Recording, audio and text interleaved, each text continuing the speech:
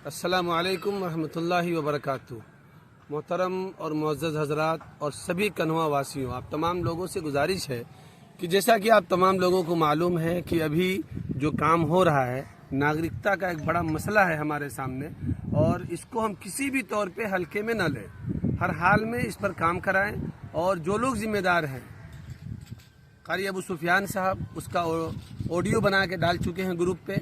तमाम जिम्मेदारों को मगरिब के बाद मदरसा अशरफुल उलूम के पश्चिम वाले मैदान में जमा होना है और कल से सबको काम पे लग जाना है। अगर आप नहीं सुने हैं तो सुन ले कि तेजस्वी यादव का नाम भी छांट दिया गया है, तो हम आपकी इस खेत की मूली है, इसलिए इस पर कोई कमेंट न करे, किसी तरह का ऑडियो न डाले, बिला वजह की बकवास न करे और न बिला वजह का सवाल करे, बल्कि सीधे सीधे काम पे लग जाए तमाम मुसलमान। आप लोगों से गुजारिश है कि आप लोग वक्त पे पहुंचे और जो चीज़ है उसके ऊपर हम लोग मशवरा करके, मंथन करके कल से बाकायदा तौर पे हम लोग काम में लग जाएं। वस्सलामु अलैकुम रहमतुल्लाहि व बरकातुहू।